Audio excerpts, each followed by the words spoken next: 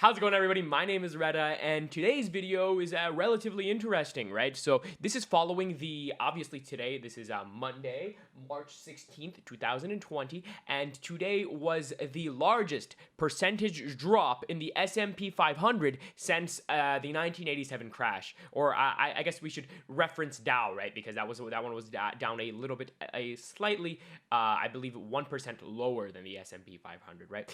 But as we know, with crash comes opportunity, right? So a lot of people have been asking me, Reda, release your notes on your long-term equity plays. Tell us what you are buying throughout this market, right? So as you guys know, I did release a video in the last couple of weeks explaining how to buy, right? How do you buy in a recession? How do you buy during a market crash? But I didn't tell you what I am buying, right? So I gave you the strategy, but I did not tell you what I am buying. So rightfully so, today we are going to explain my top 3 stock picks for the medium to long term, right? What I think are presenting the best opportunity in this market crash. So I'm going to give you my safest pick, my medium pick, and a pick that I think was trailing the market even prior to this stock market crash, and now is obviously being affected by the stock market crash now because there is not really too much that's immune to this kind of crash. And so basically we're going to go from lowest risk to highest risk, and we're going to use the same strategy which I explained in how to trade a recession video, which you can find linked up here and in the description. So let's get started with my number one pick. My number one pick is none other than Caterpillar. Cat. Cat. Not A-T. C-A-T. Cat is Caterpillar, right? And Caterpillar is a massive Dow component, right? So you might be saying, Reda, why is this your number one pick? So let's explain the chart side of things, and then let's explain the catalyst side of things. So the reason I think that this is, and just so I don't miss anything, I do actually have my laptop open here with all my notes that I took prior to this video, right, in the last couple of weeks. So you can see on the 3-year weekly chart, Caterpillar is actually at a 3-year low, right, or it was at a 3-year low. I started purchasing around 90, right?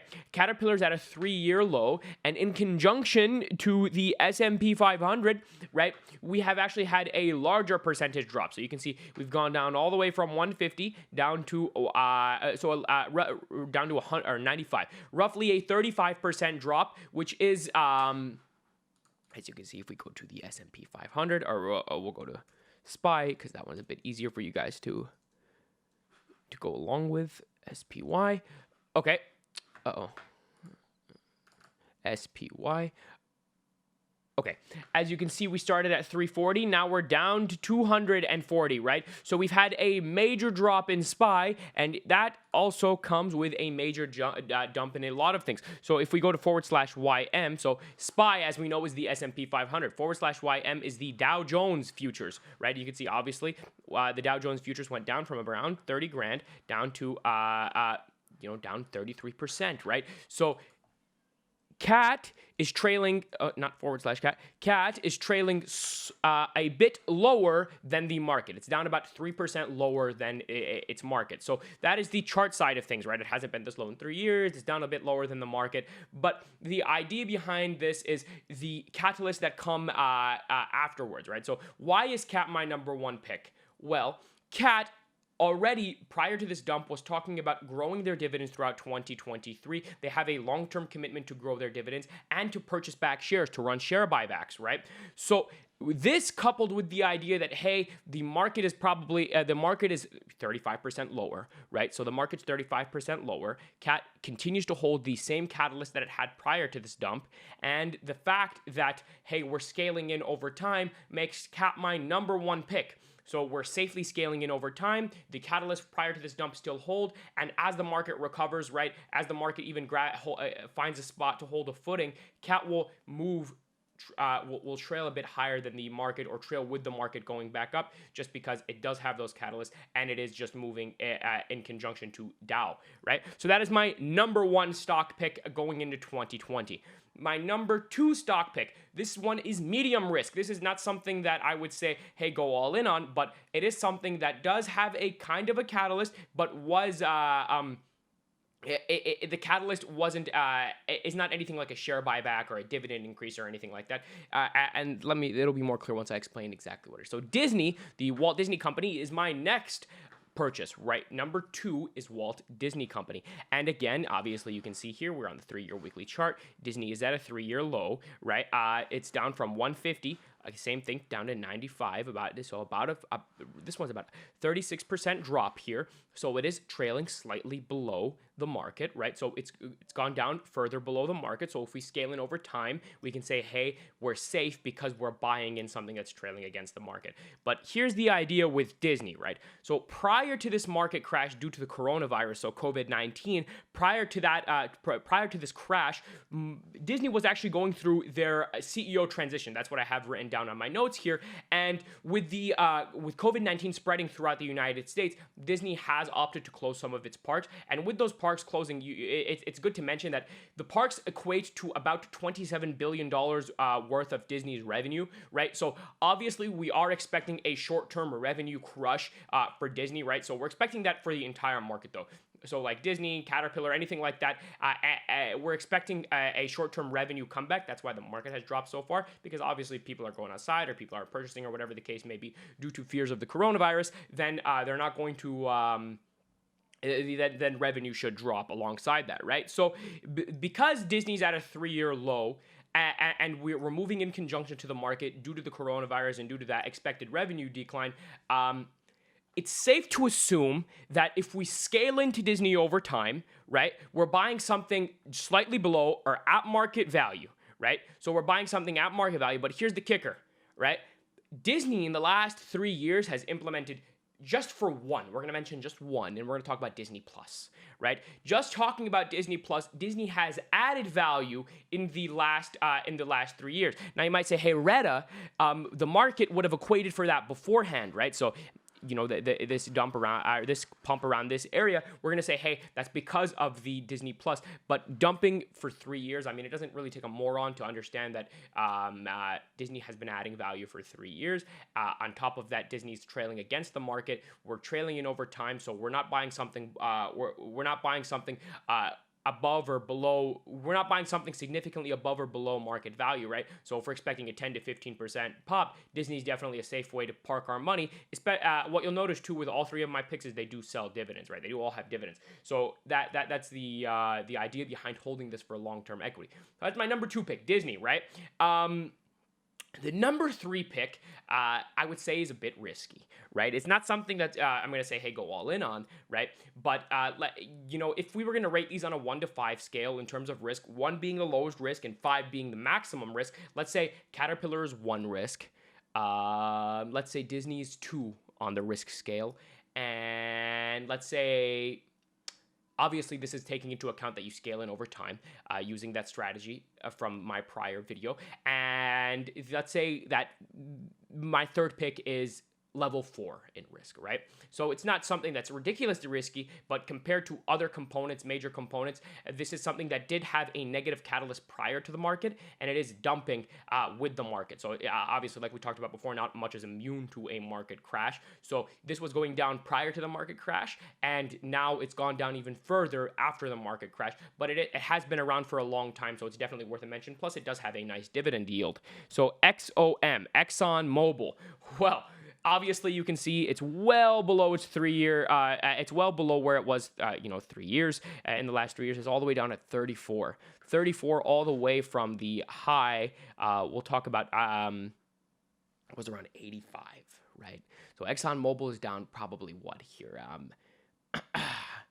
Wow, well over 50%. You're looking at like a 65, 70% drop, right? In the last, just in the last year, right? We're looking at a 65, 70% drop.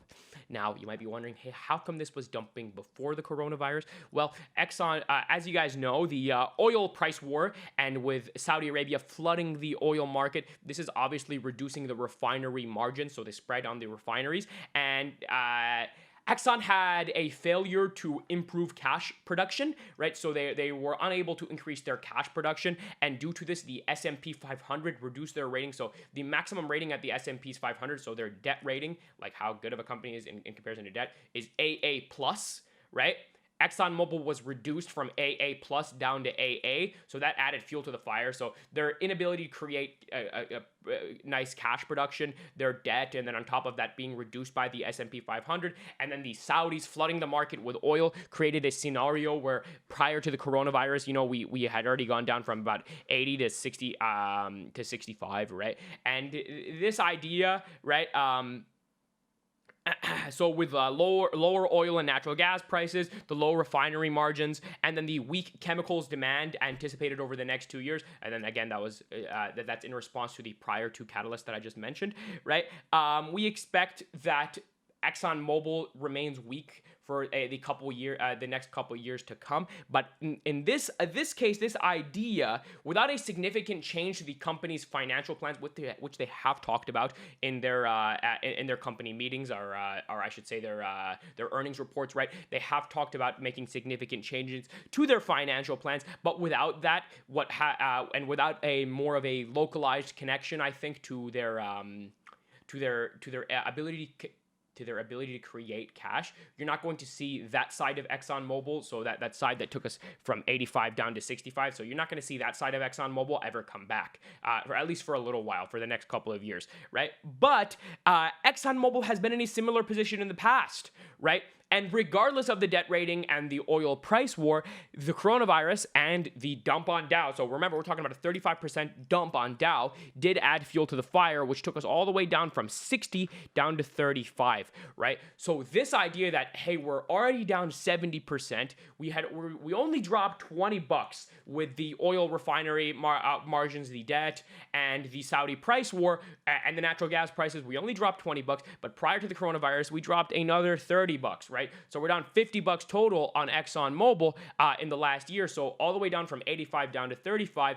The idea becomes that, hey, look, if we scale in over time, you're looking at purchasing a stock at a large discount, especially because it does have a nice dividend yield, obviously, and over time, if we're buying a couple shares at 30 and a couple shares at 35 and a couple shares at 40, right, your average is eventually going to trail higher than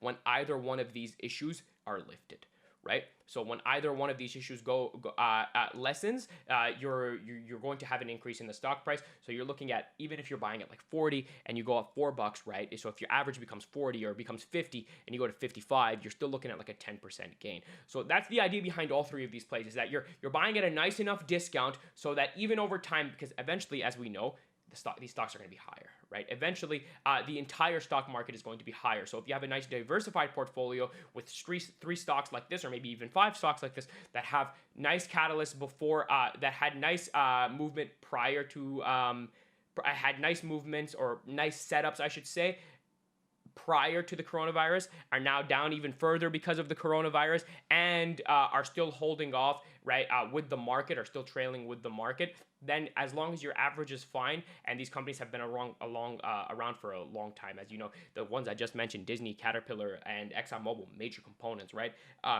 They've been around for a long time. This makes them all pretty safe bets in terms of value investing and leaving yourself a nice margin of safety. So if there are any questions, obviously, please leave a comment down below. If you have any more questions about these companies' direct fundamentals, maybe their book value or something like that, please don't hesitate to join my live Discord room. The link is always in the description. I kind of try to talk about these as I see them, right? So as of right now, in the last couple of weeks, these have been my favorite plays, and these have been plays that I have been purchasing. Besides this, I will try to make more videos like this, like company profiles, as the year goes on. Again, if you have any questions, don't hesitate to leave a comment down below, or join the live Discord room to ask me one-on-one. I'm actually live all the time on there from about 9:30 to 4 p.m. walking people through. If you enjoyed the video, please leave a like and subscribe. It seriously helps out the channel, and I hope to see you guys in the next video.